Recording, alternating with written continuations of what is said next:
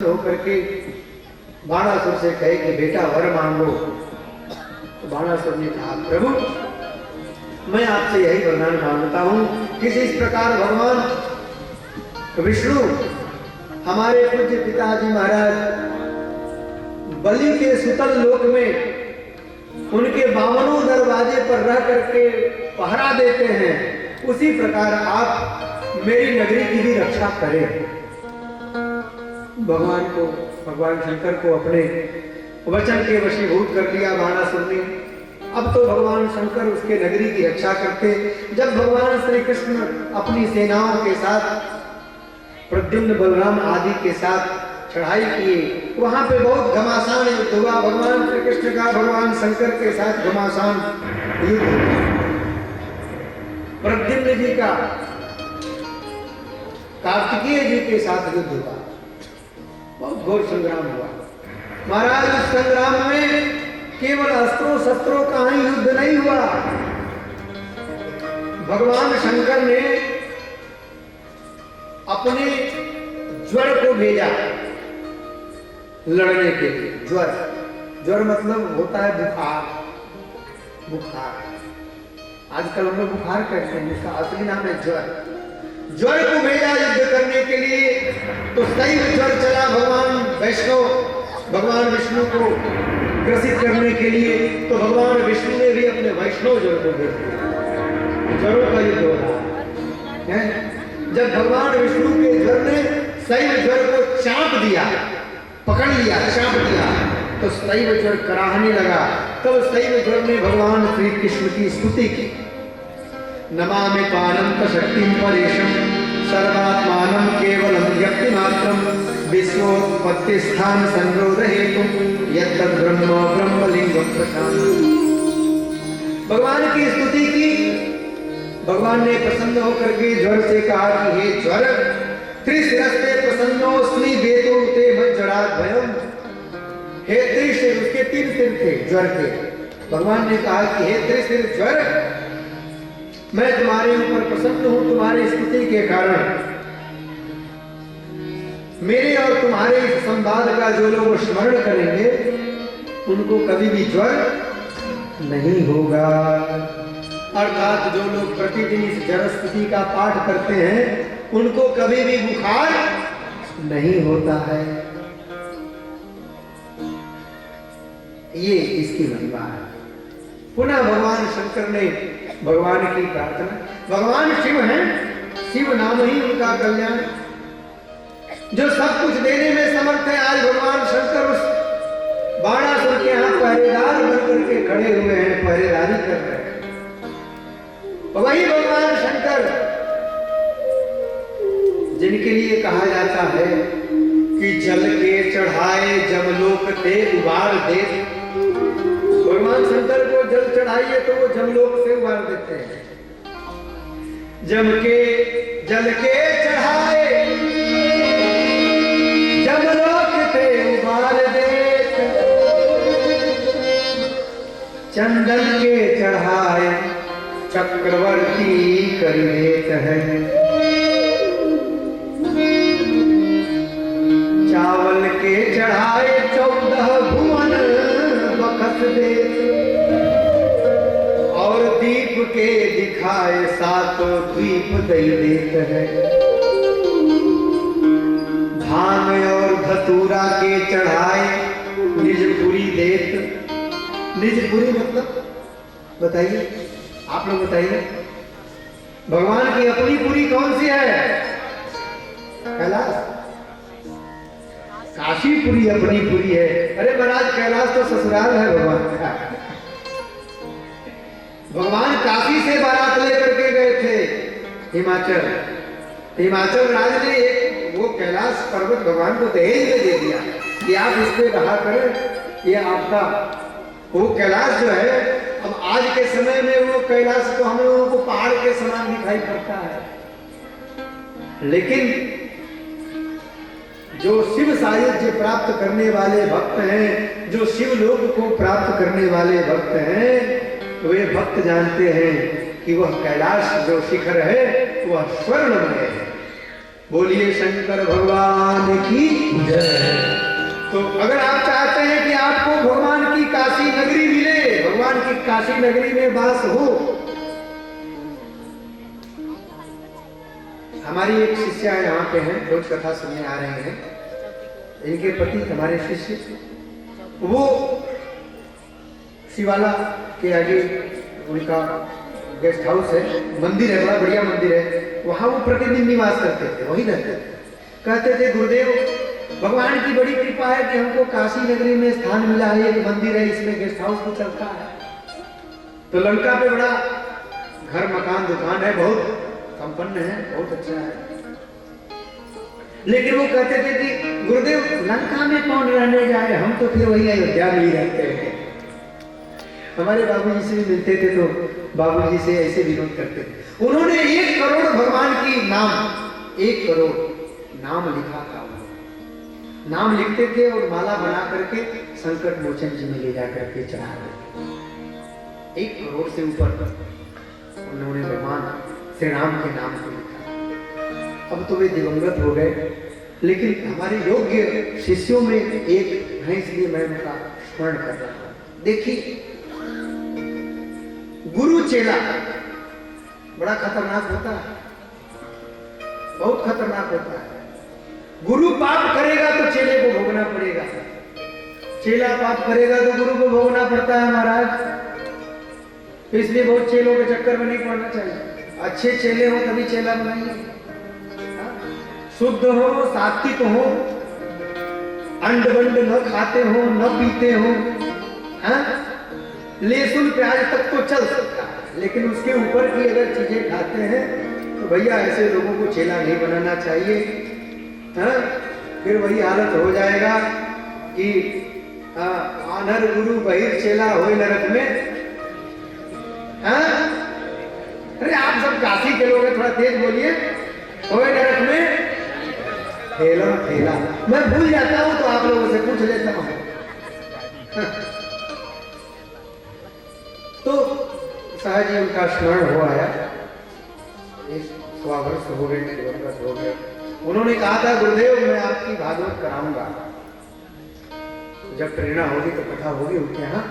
भगवान शंकर जल के चढ़ाए जमलोक थे उबार देत, चंदन के चढ़ाए चक्रवर्ती करी देत है, चावल के चढ़ाए 14 भुवन बखस देत, दीप के दिखाए 7 दीप देते हैं, भांग और धतूरा के चढ़ाए निजपुरी देत।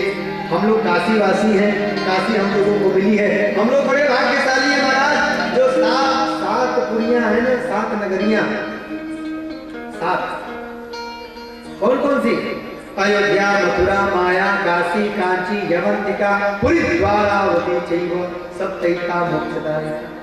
ये जो 7 नगरियां हैं, उन 7 नगरियों में जो काशी नगरी है वो वैकुंठ का अंतिम दरवाजा है। विचार करिए हम लोग कितने भाग्यशाली हैं कि अंतिम जो द्वार है वहां हम लोगों को मिला। और सब जगह पर हम लोगों को वास मिलेगा, वहां पे हम मृत्यु को प्राप्त होंगे तो क्रम मुक्ति है।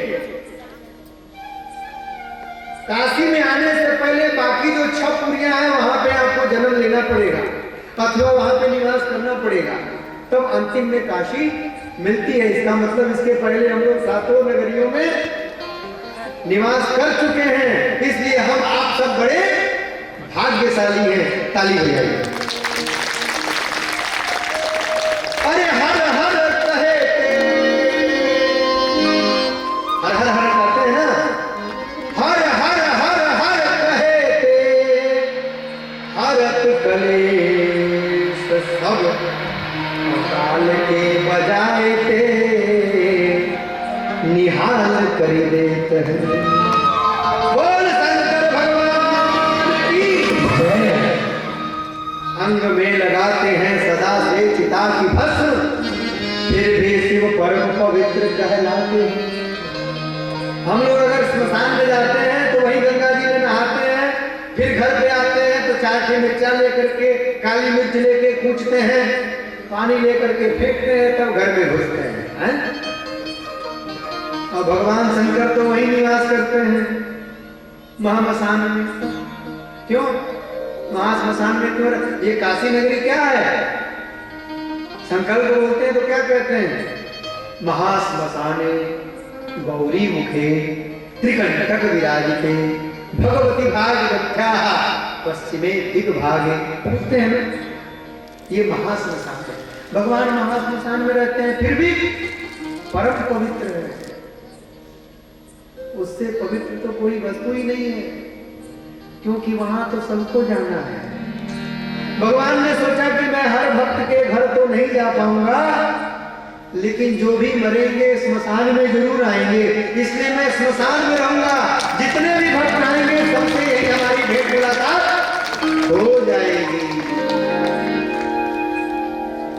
इसलिए अंग में लगाते हैं सदा से चिता की भस्म से, फिर भी शिव परम पवित्र कहलाते हैं। और गोद में बिठाए रखते हैं गिरजा को सदा, फिर भी शिव परम सिद्ध कहलाते हैं। वो वस्त्र नहीं, अन्न नहीं, घर नहीं, भूषण नहीं, अपने पास तो कुछ भी नहीं। घर नहीं, अन्न नहीं, वस्त्र नहीं, भूषण नहीं, फिर भी शिव महादानी कहलाते हैं। महादानी। इसीलिए भगवान ब्रह्मा जी ने जाकर के पार्वती मैया से शिकायत की। विनय पत्रिका में वर्णन है कि बावरो रावरो ना भवानी, हे भवानी आपके पति तो बावले हो गए हैं, उनको ज्यादा घोट करके न दिया करिए, कम में दिया करिए, बावले हो गए। क्यों? जिनके भाल लिखी लिपि मेरी, मैं ब्रह्मा हूं, मैं मनुष्यों का भाग्य लिखता हूं। मैं लिखता हूं कि ये व्यक्ति दरिद्र पैदा होगा, ये व्यक्ति गरीब पैदा होगा, दरिद्र पैदा होगा। और वो व्यक्ति अगर भगवान शंकर की शरण में जाकर के उनकी स्तुति करे, उनकी प्रार्थना करे, बहुत जल्दी प्रसन्न हो जाते हैं। इसलिए इनका नाम आशुतोष है। आशुतुष्यति की आशुतोष, जल्दी प्रसन्न हो जाते हैं। और प्रसन्न होकर के उसकी भाग्य की लिपि बदल देते हैं। मैं लिखता हूं कि दरिद्र होगा, और उसके दरिद्र वाली जो लिपि है, दरिद्र के आगे वो इंद्र लगा देते हैं, उसका दरिद्र होगा।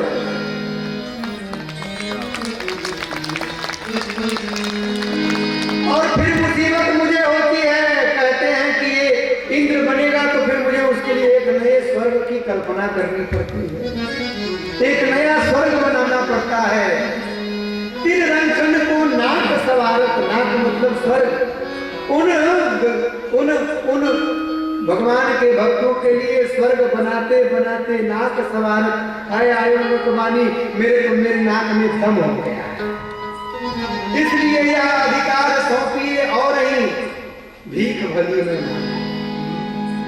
इस अधिकार को आप किसी और को दे दीजिए। अब तो मैं भीख मांग करके ही अपना जीवन चला लूंगा। ये ब्रह्मा जी कह रहे हैं माता पार्वती से।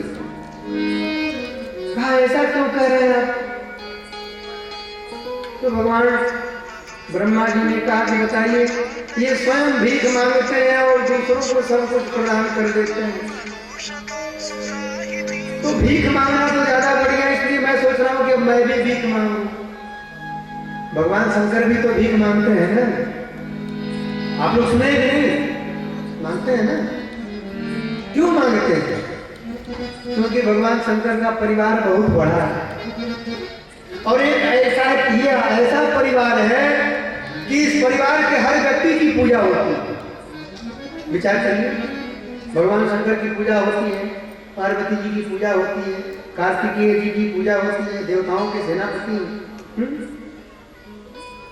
गणेश जी की पूजा होती है। बिना गणेश जी की पूजा करे कुछ हो नहीं सकता। गणेश जी की 2 पत्नियां रिद्धि सिद्धि, उनकी भी पूजा होती है। उनके पुत्र शुभ लाभ, उनकी भी पूजा होती है। उनके पोते, गणेश जी के पोते मोद प्रमोद, उनकी भी पूजा होती है। ये ऐसा कुटुंब है, ऐसा परिवार है जिसमें सबकी पूजा होती है। बोल शंकर भगवान की स्वयं होते हैं, इच्छा से हम द्वार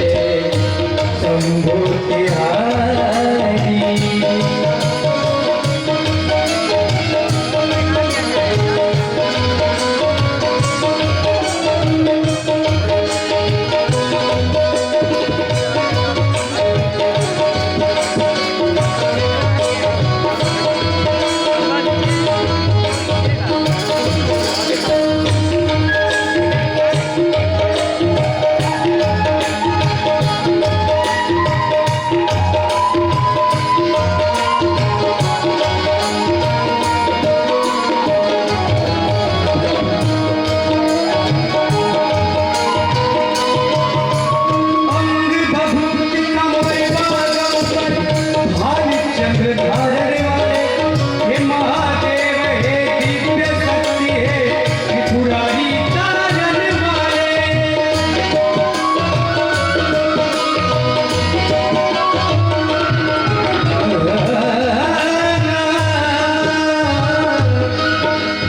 अंग बभूति कमर बागम भाल चंद्र धारण वाले, हे दिव्य शक्ति है करुणाकर हे त्रिपुरारी तारण वाले, हे त्रिपुरारी तारण वाले, हे त्रिपुरारी तारण वाले। भंग धतूरा बेल पत्र ले बाबा, भंग धतूरा बेल पत्र ले तुम्हें मनाने आए हैं। शंभो बिहारी इच्छा से हम द्वार बिहारे आए हैं। भोले बिहारी इच्छा से हम द्वार बिहारे आए हैं। द्वार बिहारे आए हैं। द्वार बिहारे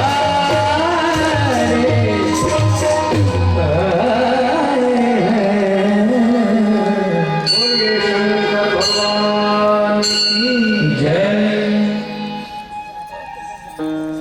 जब कार्यकर्ता जो यहाँ प्रसाद ले आके रख देते हैं तो मेरी धड़कन बढ़ जाती है। मुझे पता लग जाता है कि अब जल्दी से कथा को विश्राम देना है। कथा को विश्राम देने का समय 9:30 बजे है, लेकिन 10 बजे से पहले किसी दिन कथा विश्राम को प्राप्ति नहीं हो रही है।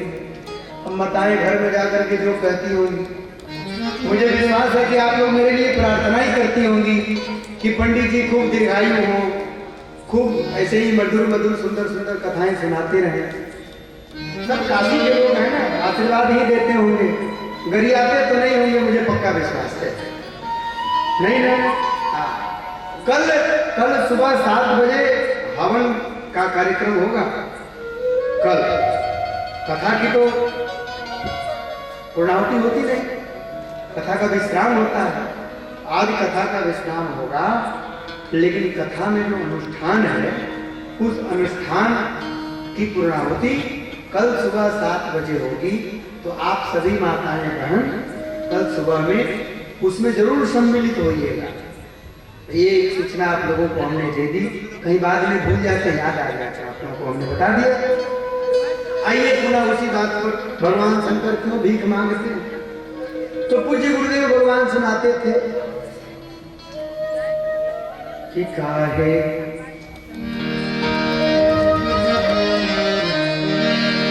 काहे न मांगत भीख फिरे, घर में नहीं कौवन अधेला। भगवान शंकर संग्रह नहीं करते हैं।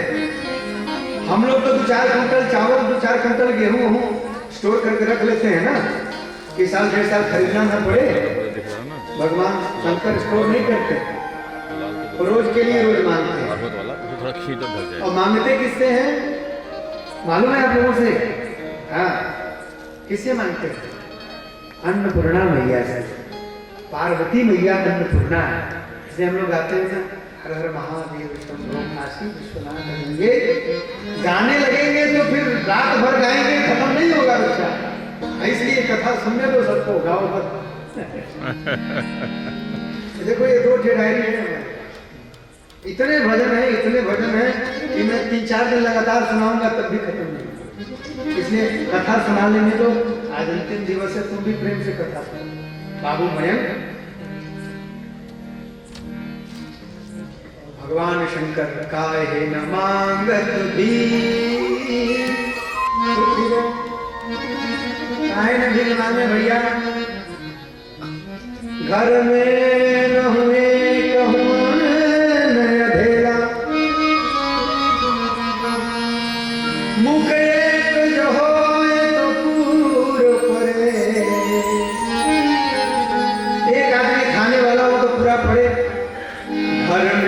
मुख ही मुख को है झमेला। घर में बहुत सारे मुख वाले हैं भैया, बहुत सारे खाने वाले हैं। शीश चढ़े सहसानन है, सहसानन शेष नाग रहते ना यहाँ पे गले में। शीश चढ़े सहसानन है, 1000 मुख तो उन्हीं को है। तो 1000 मुख से कितना खाते होंगे? शीश चढ़े सहसानन है, गोद गजानन बैल तबेला। गोद में गजानन है, लंबोदर, हाँ 1 कुंटल तो ही को चाहिए। गोद गजानन बैल तबेला,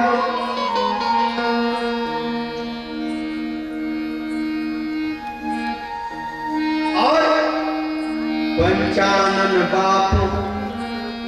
शंकर जी के पिताजी कौन है? बताइए बताइए, आप लोग काशी के श्रोता हैं भाई। हाँ, ब्रह्मा जी हैं, उनके 5 मुख है ना। भगवान शंकर स्वयं पंचमुख है। पंचानन आप, चतुरानन बाप। ब्रह्मा जी को 4 मुख है, पहले 5 मुख थे, लेकिन एक को काट दिया था ना, तो 4 ही बचे थे।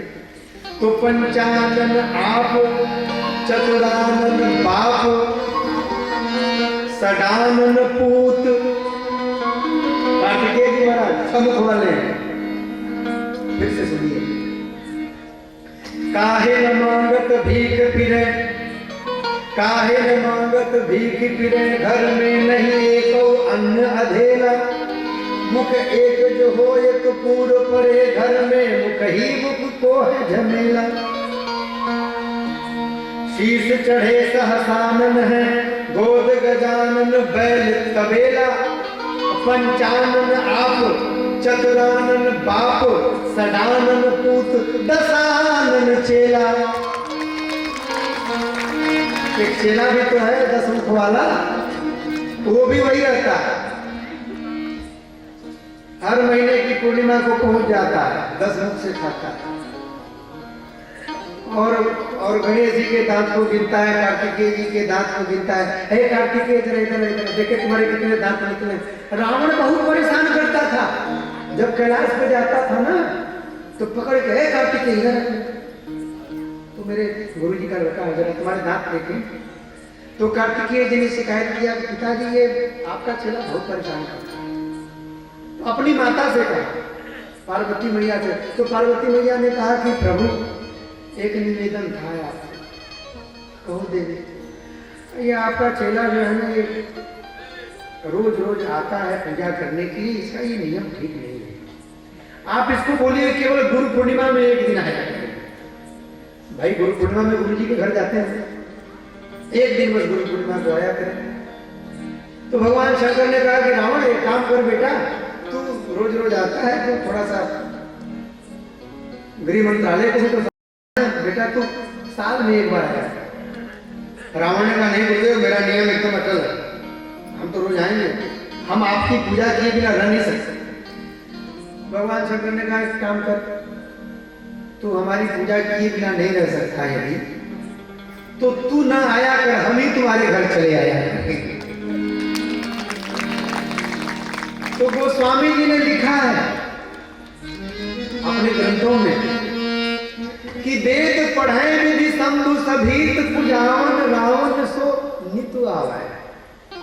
ब्रह्मा जी महाराज प्रतिदिन रावण के यहाँ वेद पाठ करने जाते हैं, और शंभु सभीत भगवान शंकर भय के कारण कि हम नहीं जाएंगे तो चलवा आ जाएगा यहाँ पर। तो वेद पढ़ाए विधि शंभु सभीत, पूजावन रावण सो नित आवे। रोज भगवान शंकर जी जा करके लंका में रावण से अपनी पूजा कराते। भगवान शंकर जो है भीख भी मांगते हैं, लेकिन भगवान शंकर भीख मांगते हैं इसीलिए उनके जो भक्त हैं हम लोग एकदम मस्त रहते हैं। हम लोग काशीवासी सदा मस्त रहते हैं, काशी वासी अविनाशी।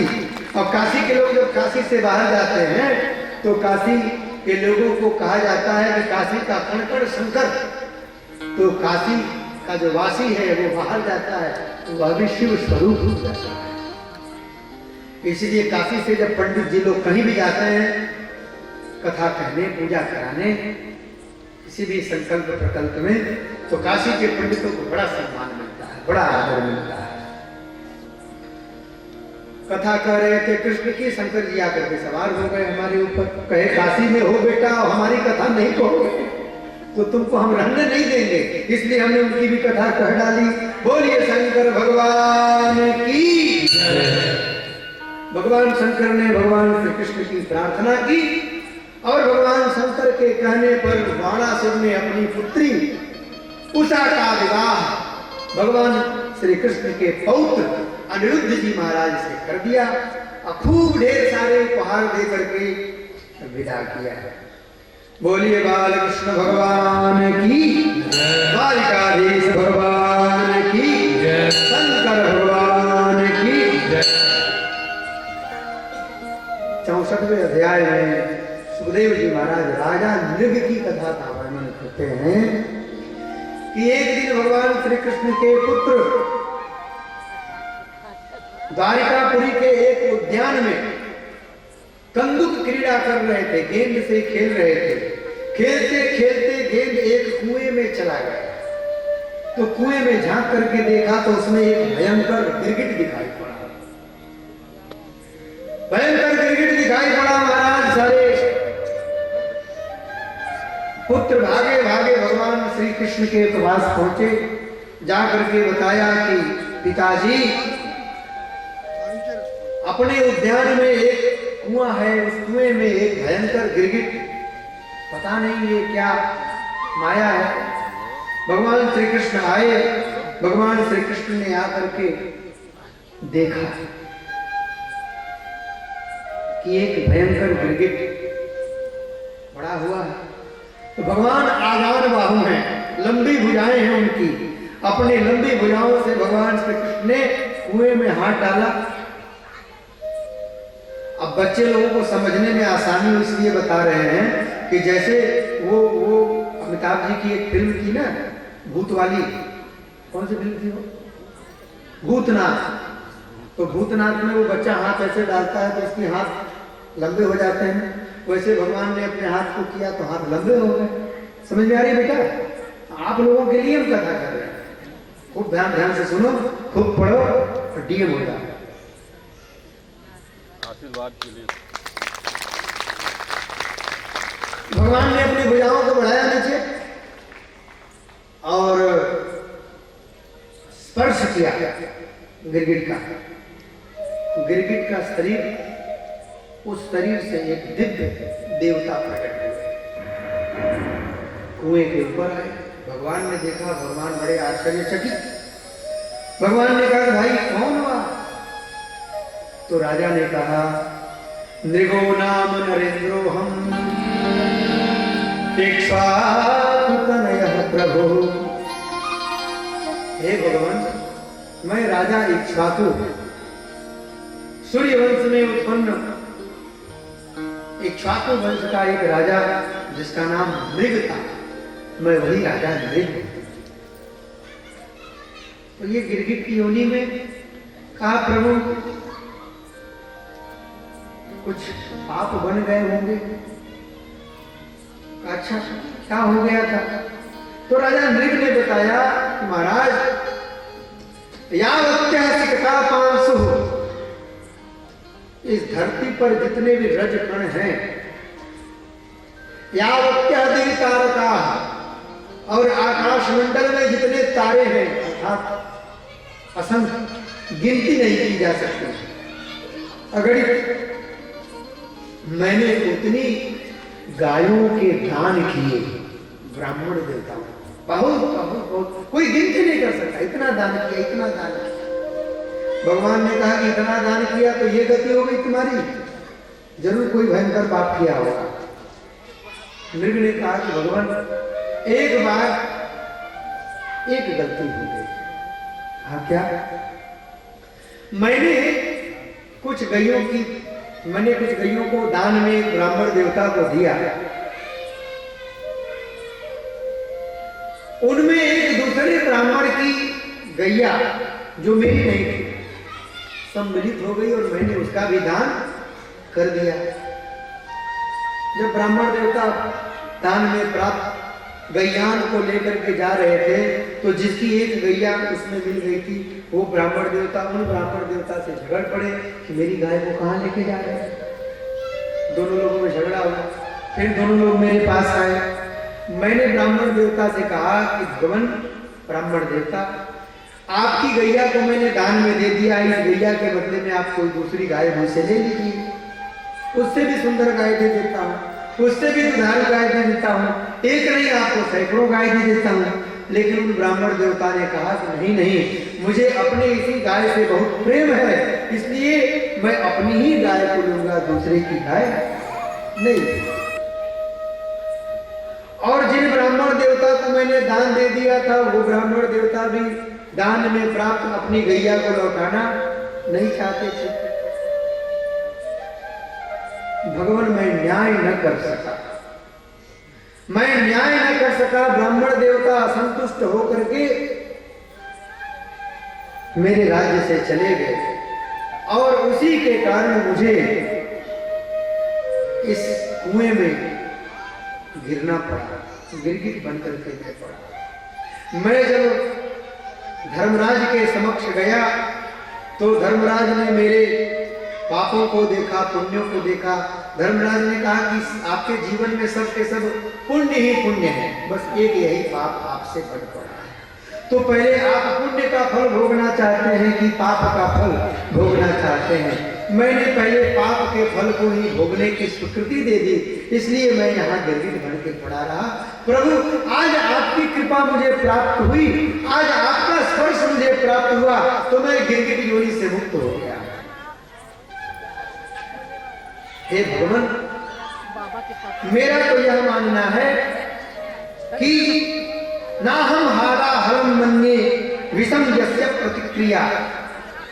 मैं हाला हल विष को नहीं मानता। ना हम हाला हलम मन्ये विषम यस्य प्रतिक्रिया ब्रह्मस्वम ही विषम प्रोक्तम नास्य प्रतिविधि।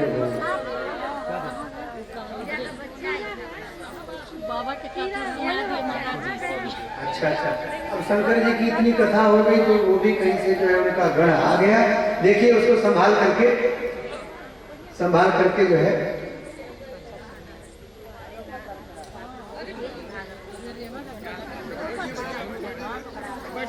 अरे बैठे नहीं।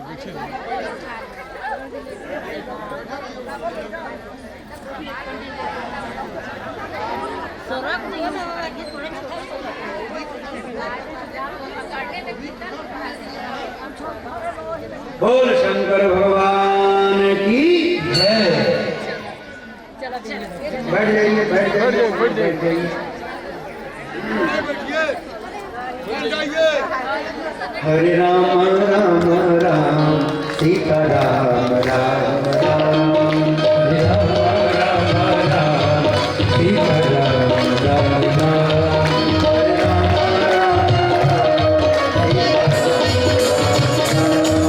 हरे राम राम राम सीता राम राम राम, हरे राम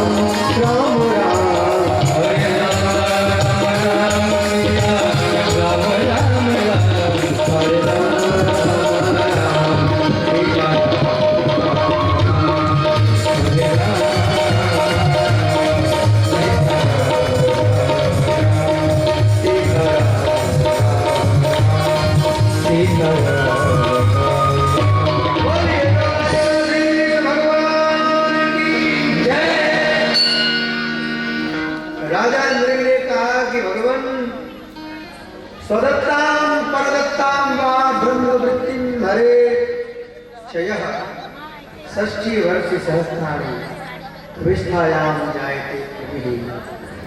अपने द्वारा दिया हुआ या किसी और के द्वारा दिया हुआ धन जो ब्राह्मण को दिया गया हो, यदि उस धन को, उस संपत्ति को, उस वस्तु को कोई व्यक्ति हरण करे या जबरदस्ती छीन ले,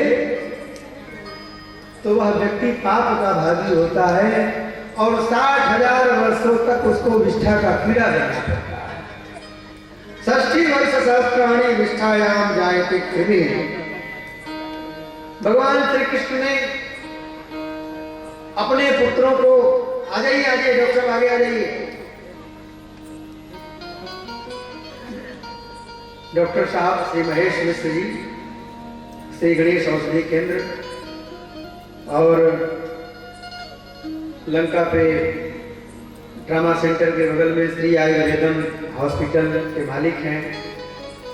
आयुर्वेदिक पद्धति से इनके यहाँ इलाज किया जाता है। बड़े अच्छे अच्छे डॉक्टर वहाँ बैठते हैं, हमारे मित्र हैं, गाते भी बहुत सुंदर हैं, सुरीले हैं। हमारे मित्र बचपन के मित्र हैं, अभिषेक मिश्र जी दाढ़ी वाले, हम इनको दाढ़ी बाबा करके संबोधित करते हैं। हमारे बड़े अच्छे मित्र हैं। लंगोटिया यार हैं हमारे मित्र हैं। आज अनुग्रह करने के लिए आज कथा में पधारे हैं। हम आपका बहुत बहुत स्वागत और अभिनंदन करते हैं।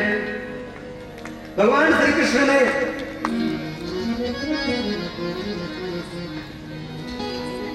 राजा मृग के स्वर्गलोक जाने के बाद में अपने पुत्रों से कहा कि बेटों, पुत्रों, अगर कोई ब्राह्मण देवता हम लोगों का अपराध भी कर दे तो विक्रम कृतागसमपि नैव दुर्यत मामका।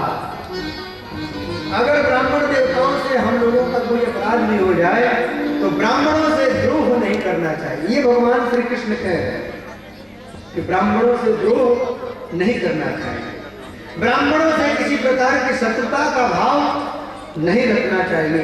ब्राह्मण यदि मार दे, शाप दे दे, घ्नंतम बहुशपंतम वा, घ्नंतम मतलब मार दे, शपंतम किसी प्रकार का शाप दे दे, तब भी नमस्कुरुत नित्यशः, उनको नमस्कार ही करना चाहिए। क्योंकि ब्राह्मण के द्वारा श्राप प्राप्त होने पर कभी किसी व्यक्ति का अकल्याण नहीं होता है।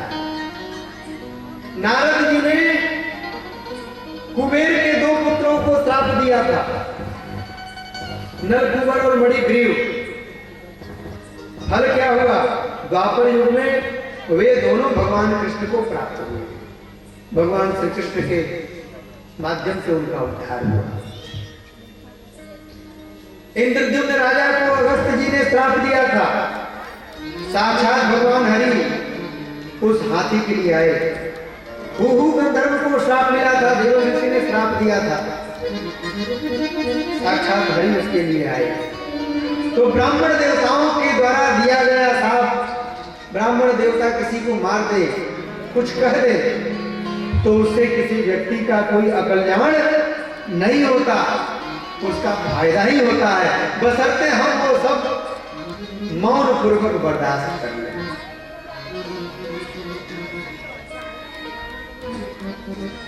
फिर बलराम जी की कथा आती है। बलराम जी महाराज यमुना का आकर्षण करते हैं। राजा पौंड्रक जो 2 थे नकली हाथ लगा करके चतुर्भुज स्वरूप धारण करके, एक तो उसने खटोला बनाया था नकली, उसमें उसने ऐसी यांत्रिक प्रक्रिया की थी कि वो विमान उड़ता था, उसमें वो बैठ करके बोलता था कि देखो मैं जगदीश हूं, मैं भगवान हूं, सब मेरी पूजा करो। भगवान तक खबर पहुंची। भगवान ने कहा कि बताओ ये नकली वेश धारण करके और मेरा नाम लेकर के अपने को पुजवाना चाहता है। बाद में राजा पौंड्रक ने भगवान को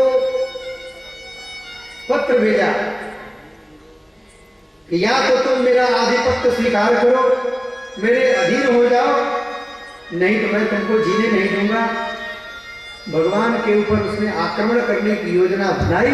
उसके पूर्व ही भगवान बलराम जी के साथ पहुंच करके पौंड्रक से युद्ध किए, पौंड्रक का उद्धार किया। काशी नरेश, उस समय के काशी नरेश ने पौंड्रक की सहायता की। भगवान ने काशी राज का भी उद्धार किया। काशी नरेश का पुत्र सुदक्षिण था, उसने अभिचार का प्रयोग करके कृत्या नामक राक्षसी को उत्पन्न किया, द्वारिका पर कृत्या का अटैक करवाया। लेकिन सुदर्शन चक्र का पहरा, सुदर्शन चक्र ने कृत्या का पीछा किया। कृत्या भागते भागते काशी आई। काशी में आकर के सुदर्शन चक्र ने कृत्या का वध किया और काशी में उस समय बहुत तहस नहस किया सुदर्शन चक्र ने।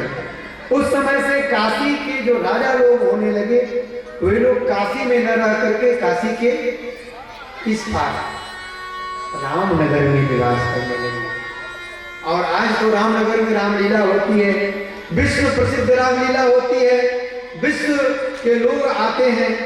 और मेरे पूज्य गुरुदेव कहा करते थे, विश्व के लोग तो आते ही हैं, स्वर्ग लोक से देवता लोग भी विमानों पर बैठ करके रामनगर की रामलीला का दर्शन करते हैं। क्योंकि रामनगर की रामलीला में किसी प्रकार की लाउड स्पीकर का प्रयोग नहीं किया जाता। बिना लाउड स्पीकर के आवाज दूर दूर तक लोगों को सुनाई पड़ती है।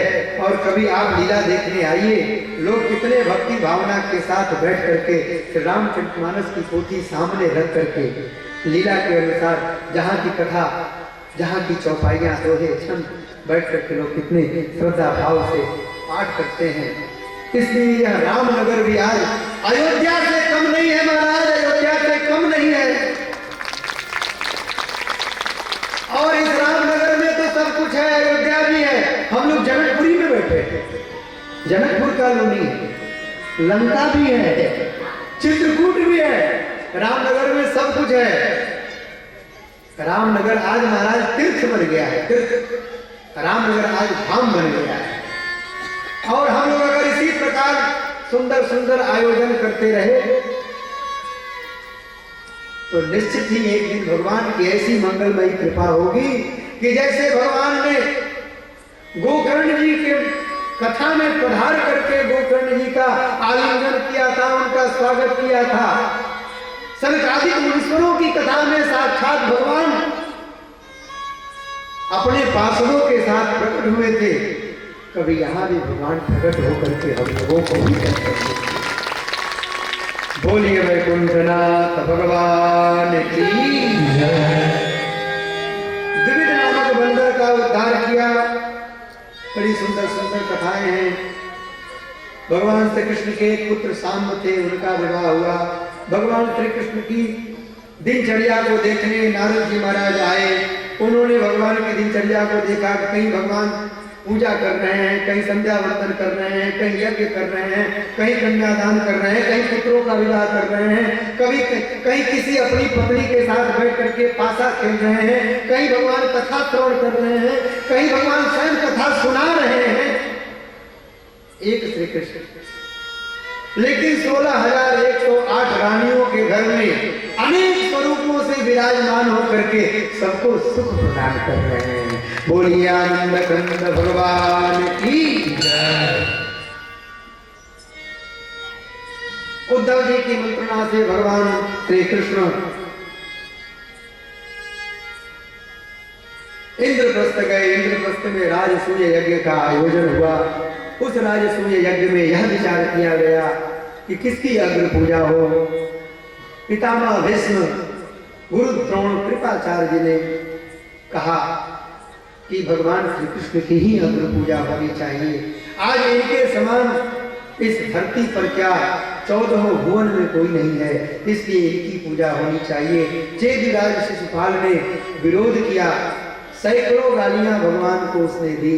भगवान ने पहले ही प्रतिज्ञा किया था, अपनी बुआ से कहा था कि बुआ 100 बार 100 गलतियां मैं माफ करूंगा अपने भाई शिशुपाल की, लेकिन 100 से ऊपर ये गलतियां करेगा तो मैं इसको माफ नहीं करूंगा। जब 100 से ऊपर गालियां दी शिशुपाल ने, तो भगवान ने अपने सुदर्शन चक्र को भेजा। शिशुपाल की गर्दन कटी और शिशुपाल का शरीर गिरा और उसके शरीर से एक तेज निकला जो भगवान श्री कृष्ण के चरण कमलों में समाहित हो गया। ये शिशुपाल वही भगवान विष्णु का पार्षद था जिसको 3 जन्म तक असुर भाव से उत्पन्न होने की शाप प्राप्त हुई थी। आज इसका उद्धार हो गया। दंतवक्त्र का भी भगवान ने उद्धार किया। उसके राजसूय यज्ञ से पूर्व जरासंध का भी भगवान ने उद्धार किया। जरासंध के जेल में जरासंध ने अनेक राजाओं को बंदी बना करके रखा था। 20,000 राजाओं को बंदी बना करके रखा था। मगध सम्राट, मगध नरेश जरासंध इतना बलवान। भगवान ने भीम के हाथों जरासंध का वध करवाया और 20,000 राजाओं को मुक्त किया। समस्त राजाओं ने भगवान की प्रार्थना की, कृष्णाय वासुदेवाय हरे परमात्मने प्रणतक्लेशनाशाय गोविंदाय नमो नमः। जिस समय भगवान इंद्रप्रस्थ में विराजमान थे, उस समय शाल्व नरेश ने द्वारिका पर हमला किया।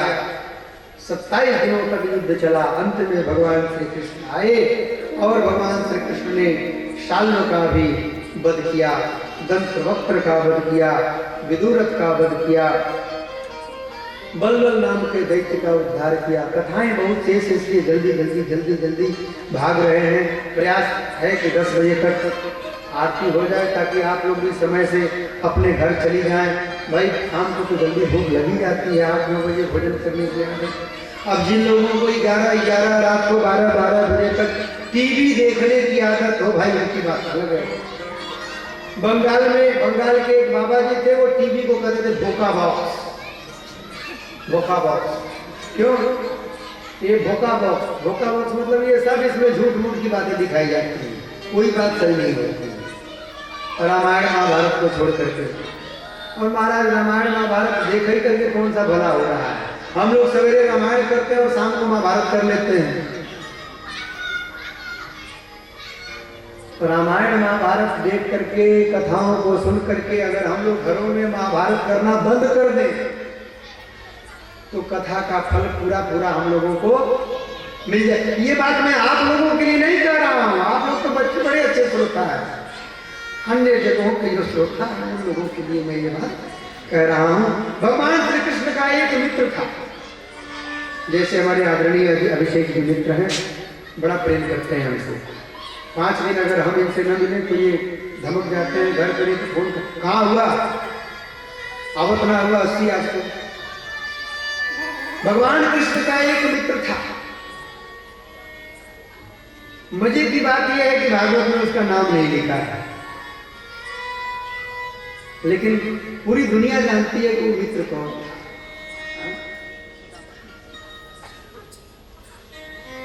रामावतार में भी भगवान के 3 मित्र हुए, केवट, सुग्रीव, विभीषण। और कृष्णावतार में भी भगवान के परम प्रिय 3 मित्र हुए,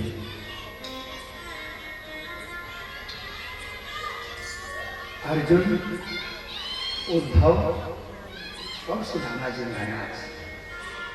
सुदामा जी महाराज का नाम सुनते जैसे हृदय पवित्र हो जाता है, ऐसी भक्ति करने वाले सुदामा जी महाराज। नाम नहीं लिखा, लेकिन सुखदेव जी महाराज कहते हैं, परीक्षित कृष्णस्यासी सखा कश्चित, आसी कृष्ण से सखा कश्चित, कोई एक श्री कृष्ण का सखा था, मित्र था। कैसा था? ब्राह्मण ब्रह्मवेत्तमः, ब्राह्मण था और बड़ी संपत्ति वाला था, बड़ी संपत्ति वाला था। था ना? नहीं था, गरीब था।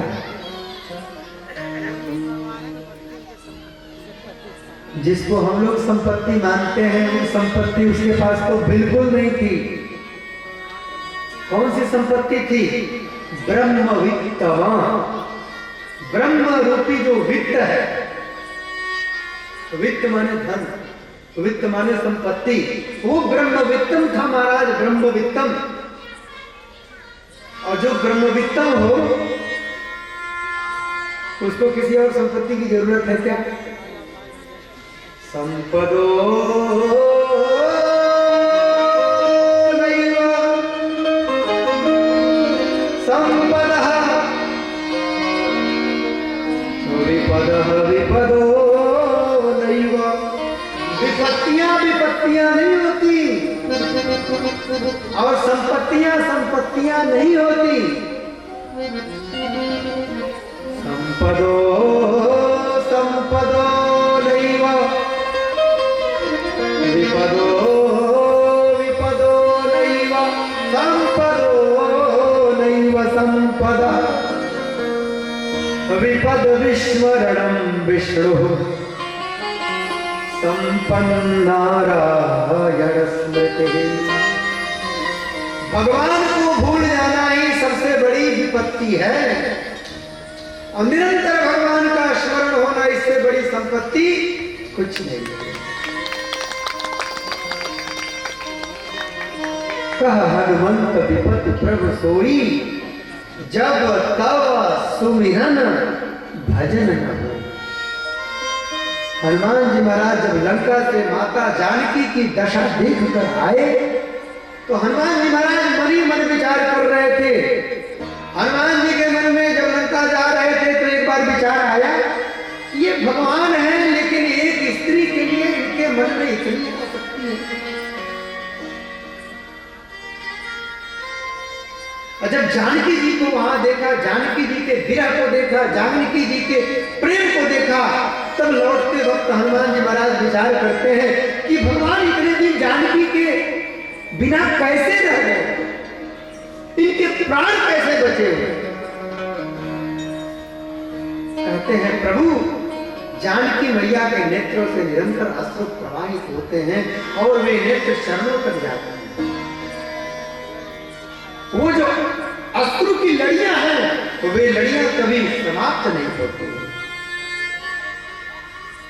कहा हनुमंत विपत प्रभु सोई, जब तब सुमिरन भजन न हुई। वह कौन ऐसा समय है जब जानकी आपका स्मरण नहीं करती है, जानकी आपका चिंतन नहीं करती है, नित्य निरंतर आपके चिंतन में निमग्न रहती है। कुछ ऐसी ही स्थिति हमारे सुदामा जी महाराज की है। ये ब्रह्म वित्तम है, ब्रह्म नामक वित्त है इनके पास, विरक्त है। इंद्रियों को संतुष्ट करने में इनका प्रेम नहीं है, विरक्ता है इंद्रियार्थेषु। इंद्रिय अर्थेषु विरक्ता। इंद्रियों के जो अर्थ हैं, आंखों को रूप चाहिए, रूप में आसक्ति नहीं है। कानों को सुंदर सुंदर शब्द चाहिए, शब्द में आसक्ति नहीं है। त्वचा को स्पर्श चाहिए, स्पर्श में आसक्ति नहीं है। जिह्वा को रस चाहिए, रस में आसक्ति नहीं है।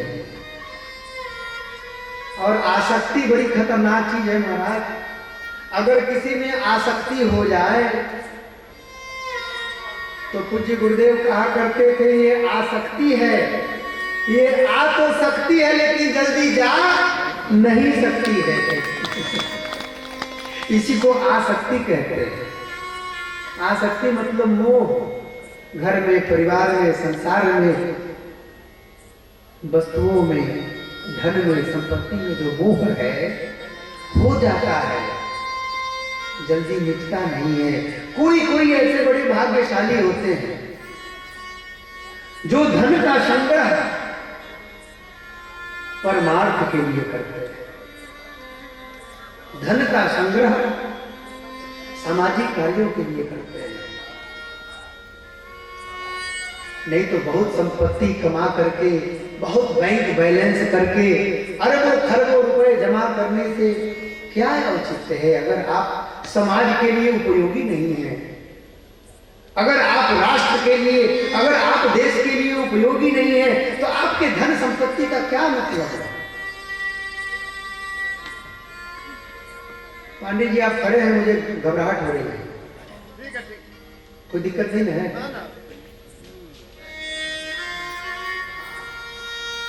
आप लोग बैठे रहेंगे तो हम निश्चिंत होकर कथा करेंगे। आप लोग खड़े होंगे तो मुझे लगेगा कि आप लोग चाहते हैं कि विश्राम किया जाए। कहें ना माताओं, कितना देर कहें और 15 मिनट, 20 मिनट, आधे घंटे, कितना देर? 1 घंटे? नहीं, 1 घंटे बहुत ज्यादा है। चलिए आधे घंटे, आधे घंटे, आधे घंटे। 10 बजने वाले हैं, 10:30 तक आरती हो जाएगी। आज अंतिम दिन है तो अंतिम दिन तो भाई विशेष होता ही है। तो हमको समाजोपयोगी बनना चाहिए। हमारे देश में, हमारा देश उन सभी लोगों को आदर देता है जो लोग समाजोपयोगी हैं। हमारा देश यह नहीं देखता कि वो किस जाति के हैं, किस कास्ट के हैं, किस धर्म के हैं। Doctor APJ Abdul Kalam, missile man, लोग पूछते हैं महाराज उनको। हिंदुओं के घर में देखिए उनकी फोटो लगी रहती है, हाँ? हम लोग उनको अपना आदर्श मानते हैं। क्यों? क्योंकि वो समाज के लिए उपयोगी बने। और कोई आतंकवादी गतिविधियां करेगा हमारे देश में आकर, हमारे राज्य में आकर, हमारे स्थानों पे आकर के, तो हम उसकी पूजा करेंगे? पूजा नहीं करेंगे। फिर बुलडोजर से ही उसका सम्मान हो। बोलो राधे कृष्णा, बोलो राधे कृष्णा। समाजोपयोगी बनिए। समाज के लिए अगर आप उपयोगी हैं तो ये देश आपको पूजेगा। यह देश ऐसा देश है, ये लोगों को पलक पावड़ों पे बिछा करके रखता है। एकमात्र भारत ऐसा देश है जहां हर धर्म के लोग मिलेंगे। यहाँ सिख धर्म भी है, पारसी धर्म भी है, ईसाई धर्म भी है, इस्लाम धर्म भी है। ये सभी धर्म हैं, सब यहाँ संरक्षित है। लेकिन समाजोपयोगी बनना पड़ेगा।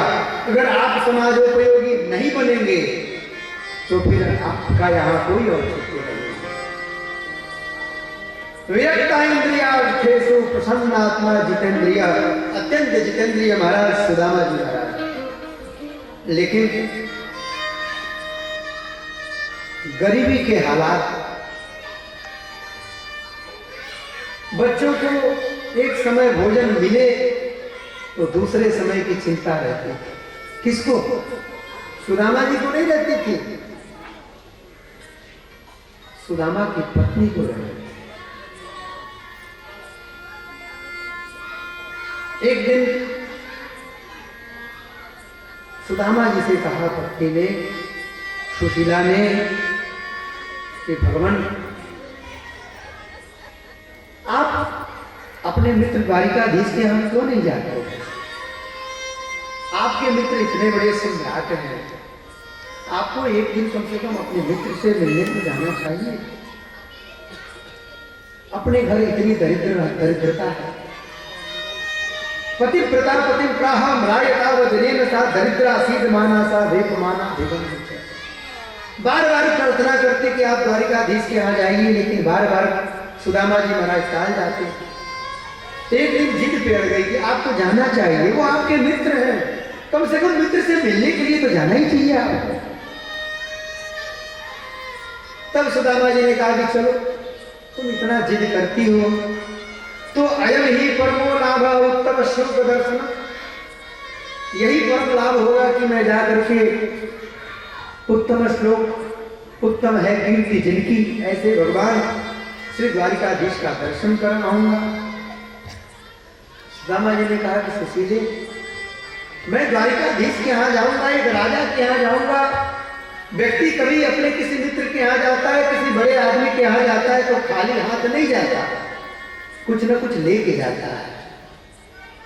नियम भी है, रिक्त पाणी न गंतव्यो राजानम ब्राह्मणम गुरु। राजा के यहाँ, किसी ब्राह्मण के यहाँ और अपने गुरु के यहाँ कभी खाली हाथ नहीं जाना चाहिए।